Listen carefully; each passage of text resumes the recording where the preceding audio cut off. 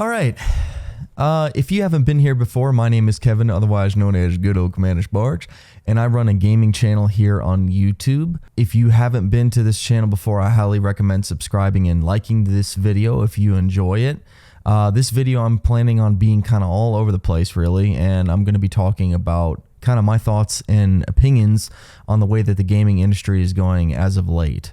It might be verbal diarrhea at some points, and maybe more of a rant. But it's just something that I kind of have had on my mind for a bit now, and it's something that I just really want to kind of talk through. So hopefully you enjoy. So the year is 2022. Here we are. Gaming is obviously still a thing. It's still going on. If anything, it's gotten bigger than ever. But my question to you is does it feel the same as it has before? This is something I've really kind of asked myself as of late is, do I feel the same way about gaming that I have before? And the answer is no, I don't. I feel like it has changed completely, and I think in a lot of cases, unfortunately, it has changed for the worse. I want to start by saying that there's a couple reasons why I feel that this is. I feel like companies are releasing games that are half-baked. I think a huge example of this that we experienced not too long ago was Cyberpunk 2077, where the marketing for that game was so over the top, and it had so much money and resources, and it was from a very reputable company who made The Witcher 3 Wild Hunt, a game that is revered as one of the best open world RPGs that has ever been made. Fantastic game. And rightfully so, people were extremely hyped up for Cyberpunk because of the marketing and just the gameplay videos and how it was presented and just the setting and whatever else. And yet, when it released, it was an absolute dumpster fire. Now you fast forward to not even that long ago last year in 2021, we had Battlefield 2042, which was again a bug-ridden fest of a game, completely broken, not able to be played, poor optimization. And it's just, people had their concerns even with that game during the beta because they knew things drastically needed to change for the game to be released in a somewhat stable state, and they decided to release it anyway. The point I'm trying to make with all this is that what I've noticed with myself even is that I'm going back and I'm playing games that have been released a while ago and playing single player games and not necessarily focusing so much on multiplayer games. And the multiplayer games that I do play, what I find interesting about that is that there are games that have been made, for instance, like Valheim, which is a game that I absolutely loved when it came out. I took a hiatus from playing it and have recently started to play it again and have fallen back in love with it because it really reminds me of the first time that I played a game like Minecraft, where I'm sucked into this world and it's just me in the world. I'm not being distracted by microtransactions. I'm not being distracted by bullshit business practices that turn me off to the game. It's amazing to me that I find more enjoyment out of games that are made by smaller companies like 5 people that made Valheim, and I'm sure their company has grown since because of the success of that game, to where I'd rather play that. Another great example is you look at Red Dead Redemption 2, a game that I've covered on my channel before that I absolutely adore. I'm starting to play that game again for the single player experience. I have not touched the online experience. Isn't that right, Callie? We don't play that shit. You want to know why we don't play that shit? Because it's egregious in its business practices of how they decide to set it up with microtransactions. Recently on Twitter, what have they announced with Red Dead? They've announced that they're not adding anything. Matter of fact, I saw an article that I'll pull up and show y'all that literally said one of the updates that they added to Red Dead Online was save Red Dead Online. People want to play this game and experience it because they know how much of a foundation is there for that game. Because they realize that if it had a little bit of love and wasn't treated like the bastard child next to Grand Theft Auto 5, a game that came out God knows how many fucking years ago, that it could actually be a huge success. Another game that I have absolutely loved over the years, but has gotten annoying to me. And literally, I am not kidding, one of my all-time favorite single-player games that I've ever played in my entire life. I have a fucking special place for it in my heart. The Elder Scrolls V Skyrim. Love it to death. I was playing that game, I had it modded, I was playing the special edition in that game. The Anniversary Edition came out not too long ago. It completely disrupted the modding community with that game, and it made me turn off to play it because all the mods that I had previously installed were negated. And granted, time has gone by to where I'm sure modders have updated it to include, patches that work and are, cohesive with the Anniversary Edition that came out. But like, why? Why do you need to release 7, 8, 9, 10, X number of fucking versions of a game when there's nothing really added to it? Just stop milking these games and stop thinking that gamers are just gonna be okay with it. Gamers are a very vocal community, and they're a very prideful community, I would say, and I'm happy to be a part of my fellow gamers and the opinions that they have. And I don't think it's entitled to say that, if we purchase something, we would like to be able to participate in the sayings of what is going on, especially as games are evolving into be live services. You look at Rockstar, look at how Rockstar has taken a turn for the worse. The way they've handled Red Dead Redemption 2, the way that they've handled the Theft Auto Trilogy, that game has been pulled from stores. It's like, I feel like Cyberpunk really kind of set a precedent. I really honestly do. I feel like you saw a huge company with CD Projekt Red. They failed to deliver. They have been working and trying to patch the game, and I give them credit for that.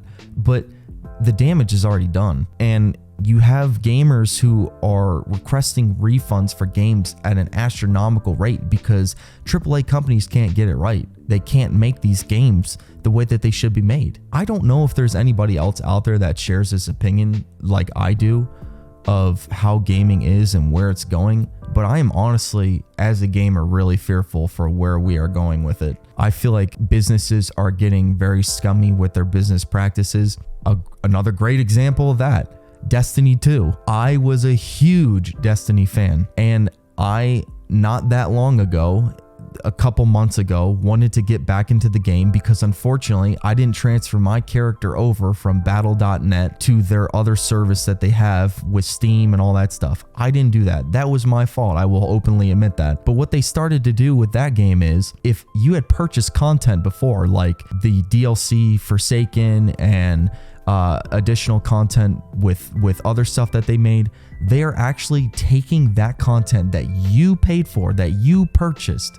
They are taking that and they are taking it out of the game completely, and they are hiding it behind the guise of, we need room for more content that we're going to make. What game does that? Look at a game like World of Warcraft. Have they ever done that with their stuff and their content? Look at all the content that's still in that game that was made long years and years and years ago. They don't do that. You mean to tell me that you can't make room for whatever? You can't evolve the game to where you can actually incorporate everything? You're just going to take everything away? That's such a deterrent for new players that are coming in that want to try your game, especially with how big Destiny's community is.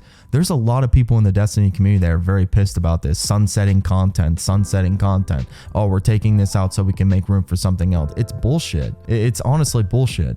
I don't agree with it. And I think these companies are just getting a free pass. And I really feel like people need to call them on their shit more. And I think the only reason that things are going to change is if that continues to happen. Gamers, again, are a very vocal crowd. You don't fuck with gamers, and you shouldn't do that. Like, it's poor business practice. It's egregious. I mean, again, I do not agree with it.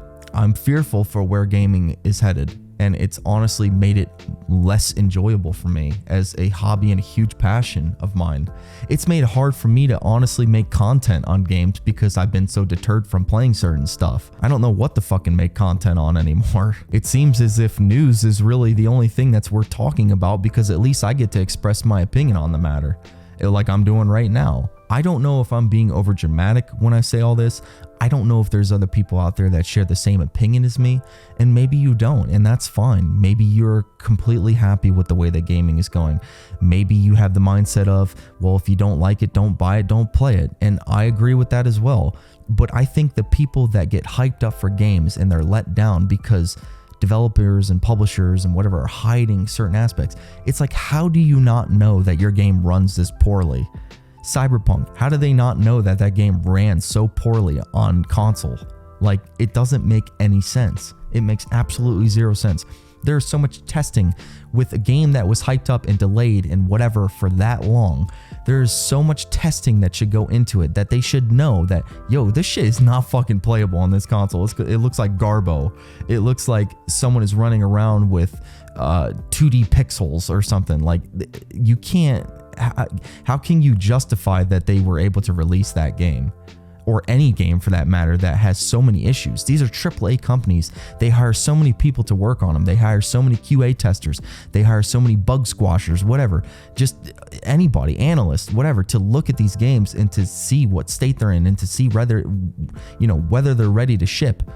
And I get it. There's crunch. There's many reports of that. There's, the idea of the fact that stockholders, they want to have their deadlines met and, they feel entitled and, basically what I'm saying is that money seems to be the root of all evil here.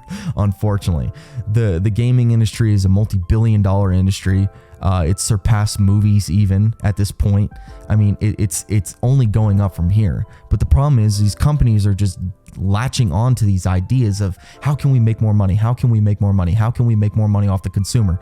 What can we implement microtransaction wise? What can we implement that gives people an unfair advantage? What's pay to win? Yeah, like it's just, where are we headed? Where are we headed with all this? I'd rather sit my fat ass down and play a single player game where I can just get immersed in the game and I don't have distractions, or I can play with my friends up to 10 people on Valheim and play that and just have a ball playing that because it reminds me of what gaming was. It's not that way anymore. It's let's focus on the cash cow that we have of our company, like Grand Theft Auto 5, and let's focus on that and fuck Red Dead, when that game was a masterpiece and 99% of gamers who played that game thought the single player was a fucking masterpiece because it was.